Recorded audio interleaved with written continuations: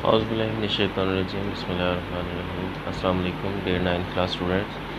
Class lecture number 2 में हमने क्या डिस्कस किया था, टाइप्स ऑफ मैट्रिसेस की पहली 6 टाइप्स हमने जो है उनके बारे में पढ़ा था। आज हम लोगों ने नेक्स्ट टाइप्स की तरफ जो है मूव करना है। तो मैं अगेन लिख लेता हूँ टाइप्स ऑफ मैट्रिसेस, ठीक है। टाइप्स ऑफ मैट्रिसेस में आज हमारे पास जो नंबर 7 पर हमारे पास टाइप है इसकी, वो है नेगेटिव ऑफ अ मैट्रिक्स, ठीक है। Negative of a matrix. अब क्वेश्चन ये है जी, नेगेटिव ऑफ अ मैट्रिक्स क्या होता है। Negative of a matrix simple से इसकी डेफिनेशन है, the matrix obtained by changing all the signs of its entries is called the negative of a matrix, ठीक है। एक मैट्रिक्स जो कि हासिल होता है कब, उसकी एंट्रीज़ के तमाम साइन चेंज कर देने के बाद, ठीक है। लेट हमारे पास एक एग्जांपल है, जैसे ए हमारे पास है, उसमें कुछ एंट्रीज इस तरह हैं 1 2 3 4, ठीक है। तो इसका अब जो है नेगेटिव ऑफ अ मैट्रिक्स क्या होगा, ये देखिए अब नेगेटिव हो जाएगा माइनस ए, ठीक है। अब यहाँ पे ए जो है वो नेगेटिव का हो गया, ठीक है। अब 1 जो है इसके साथ कोई भी साइन नहीं है, इसका मतलब है कि यहाँ पे प्लस का साइन होगा, ठीक है। हमारे पास जो इसके साथ साइन नहीं होता, ये आप लोगों को पता है अच्छी तरीके से। प्लस का साइन होता है, 1 पॉजिटिव है तो नेगेटिव 1 हो जाएगा, 2 पॉजिटिव है तो नेगेटिव 2, 3 नेगेटिव 3 एंड 4 भी क्या हो जाएगा, नेगेटिव 4 हो जाएगा, ठीक हो गया। इसी तरीके से मैं एक और एग्जांपल ले लेता हूँ। बी हमारे पास है, जैसे सपोज 7 0 -4 8, ठीक है। अब इसका नेगेटिव क्या होगा, इसका नेगेटिव हो जाएगा -b इज इक्वल टू, ये हो जाएगा 7 पॉजिटिव है तो -7, 0 तो न्यूट्रल होता है, ठीक है, ये एज टी एज आ जाएगा। -4 क्या हो जाएगा, +4 हो जाएगा, और 8 क्या हो जाएगा, -8 हो जाएगा। तो ये इसका नेगेटिव ऑफ मैट्रिक्स हो गया, ठीक है। ये सिंपल सी डेफिनेशन थी। नंबर 8 पर हमारे पास है सिमेट्रिक मैट्रिक्स, ठीक है। Symmetric matrix.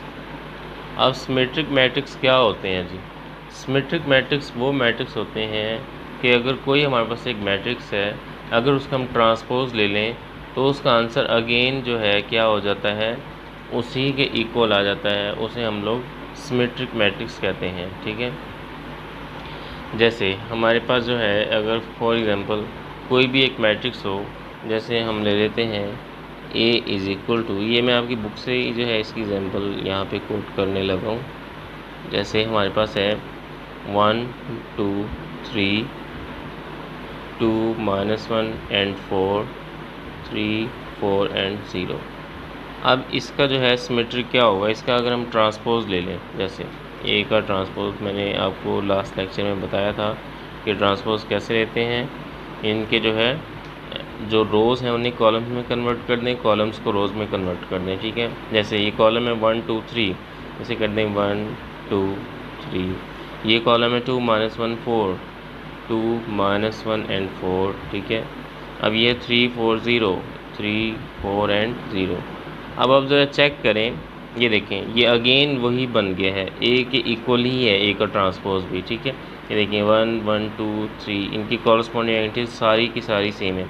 इसका मतलब है कि ए इज़ इक्वल क्या है, ए के ट्रांसपोज के। तो इसको हम लोग क्या कहते हैं, सिमेट्रिक मैट्रिक्स कहते हैं, ठीक है। ऐसा मैट्रिक्स जो कि जब हासिल हो, जब हम किसी भी मैट्रिक्स का ट्रांसपोज लें और उसका आंसर दोबारा वही आ जाए, उसी के इक्वल आ जाए, उसमें कोई भी चेंजिंग ना नज़र आए, उसे हम लोग सिमेट्रिक मैट्रिक्स कहते हैं। नंबर 9 पर हमारे पास जो डेफिनेशन है वो स्क्यू सिमेट्रिक्स, ठीक है। Skew symmetric skew symmetric matrix. अब स्क्यू सिमेट्रिक मैट्रिक्स क्या होता है, वो मैट्रिक्स जब हम उसका ट्रांसपोज लें तो उसका आंसर जो होता है वो उस मैट्रिक्स के नेगेटिव के इक्वल आता है। समझ आई बात की, यानी कि उसका आंसर क्या हुआ, नेगेटिव हो गया और कोई भी चेंजिंग नहीं आई, वो जो है नेगेटिव में कन्वर्ट हो जाता है, उसे हम लोग क्या कहते हैं, स्क्यू सिमेट्रिक कहते हैं। जैसे हमारे पास एक मैट्रिक्स है ए इज़ इक्वल टू 0 2 3 -2 0 1 -3 -1 0। ठीक है, ये हमारे पास एक मैट्रिक्स है। अब हम इसका ले लेते हैं ट्रांसपोज। ठीक है, इसका हम लोग ले लेते हैं ट्रांसपोज। लें जी, यहाँ पे हम इसका ट्रांसपोज लेने लगे। ये देखिए 0 2 3 रो है, इसे मैं कन्वर्ट कर रहा हूँ कॉलम में। 0 2 3 -2 0 1 -2 0 एंड 1 -3 -1 0 -3 -1 एंड 0। अब आप इसे गौर करें, पहले देखिए नेगेटिव था इन 3 नंबर्स के साथ। समझ आ रही बात? ये देखो पहले नेगेटिव था सिर्फ और सिर्फ इन 3 के साथ। ठीक है, -2 -1 -3 ये पॉजिटिव के थे। अब ये देखिए -2 2 1 3 ये तीनों जो हैं पॉजिटिव हो गए और ये तीनों क्या हो गए? नेगेटिव हो गए। इस तरह के मैट्रिक्स को हम लोग स्क्यू सिमेट्री कहते हैं। मीन्स के ए का ट्रांसपोज इज इक्वल टू ए के ही आ गया, -a के, सॉरी। ठीक है ना, तो इस तरह के हम लोग मैट्रिक्स को हम लोग क्या कहते हैं? स्क्यू सिमेट्रिक मैट्रिक्स कहते हैं। उम्मीद है आपको ये डेफिनेशन समझ आ गई होगी। अच्छा, इसमें एग्जांपल की बड़ा इशू होता है स्टूडेंट्स को कि सर हम लोग ये एग्जांपल कैसे याद करें। आप लोग कोई एग्जांपल ले लें, जैसे बी हमारे पास है, बड़ी छोटी सी एग्जांपल आप लोग यहाँ पे कोट कर सकते हैं। 0 -1 एंड 1 0 लें, इसका कर लें आप लोग ट्रांसपोज। क्या होगा? 0 -1 ये हो जाएगा 0 -1, 1 0 ये 1 0। लें जी, ये भी क्या हो गया? इसके नेगेटिव के इक्वल हो गया। ठीक है, तो इसे हम लोग क्या कहेंगे? Skew symmetric of the matrix कहेंगे। ठीक हो गया। इसके बाद जनाब हमारे पास जो नेक्स्ट डेफिनेशन है वो हमारे पास है किसकी? वो है डायगोनल मैट्रिक्स। नंबर 10 पर है डायगोनल मैट्रिक्स। ठीक है,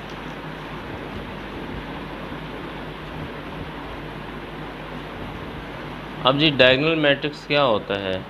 डायगोनल मैट्रिक्स वो मैट्रिक्स होता है, a square matrix is called a diagonal matrix if at least any one of the entries of its diagonal is not zero and non-diagonal entries are zero। ठीक है, सबसे पहले तो बात ये है कि डायगोनल शेप कौन सी शेप होती है। ठीक है, डायगोनल शेप होती है इस फॉर्म में। ये अगर हमारे पास कोई भी एक स्क्वायर बॉक्स है, ठीक है, इसमें डायगोनल क्या होगा? ये डायगोनल होगा। समझ आ रही? ये जो हम लोग इस तरीके से चेक करते हैं, इसे हम लोग क्या कहते हैं? डायगोनल। ठीक है, लाइक हमारे घर में LCDs होती हैं, LEDs होती हैं जो स्क्वायर शेप में होती हैं। ठीक है, पहले काफ़ी आती थी, अब तो मेरा ख्याल नहीं आती, कम आती हैं। आती तो हैं, कम आती हैं स्क्वायर शेप में। ठीक है, तो उसकी हम लोग कहते हैं ये 19 इंचज़ है, 21 इंचज़ है। तो वो कैसे बेसिकली उसकी पैमाइश की जाती है? इस तरीके से। ठीक है, आप अपने घर में LCD को, LED को आप लोग पैमाइश करें तो आपको एक्यूरेट जो है इसका साइज मिल जाएगा। ऐसे नहीं होता, कभी आप लोग ये सोच रहे हो कि ये यहाँ से ऐसे करके और ऐसे करके इस तरीके से इसको नापते होंगे, ऐसे नहीं होता। वो डायगोनल इस तरीके से होता है। ठीक हो गया, तो डायगोनल का कंसेप्ट उम्मीद है आपको समझ आ गया होगा। ठीक है, इस फॉर्म में जो भी होगा उसे हम लोग डायगोनल कहते हैं। अब डायगोनल मैट्रिक्स के लिए मैट्रिक्स का स्क्वायर होना लाजमी है। ठीक है, स्क्वायर मैट्रिक्स होना लाजमी है, जैसे 2/2 1/1 3/3। ठीक है, इस तरह का मैट्रिक्स होगा तब ही जो है हम लोग उसे डायगोनल या नॉन डायगोनल जो है प्रूव कर सकते हैं। अब लाइक हमारे पास एक मैट्रिक्स है A = 1 0 0 0 2 0 0 0 3। अब ये देखें जी, अब इसमें हुआ क्या है? ये जो डायगोनल एंट्रीज़ है ना, ये शेप ये नॉन ज़ीरो हैं एंड बाकी जो है वो ज़ीरो हैं। समझ आ रही? नॉन डायगोनल यानी कि साइड्स वाली जो एंट्रीज़ हैं वो क्या हैं? ज़ीरो हैं। तो इसको हम लोग क्या कहेंगे?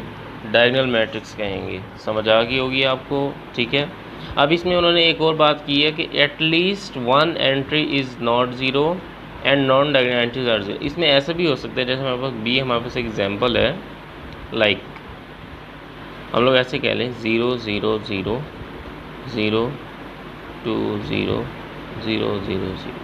अब ये भी क्या होगा? नॉन डायगोनल होगा। समझ आ रही? ये जो फॉर्म है हम लोग इसे देखें, इस डायगोनल के अंदर अगर एक नंबर भी डिजिट यानी कि नॉन ज़ीरो है तो वो भी डायगोनल ही कंसीडर किया जाएगा।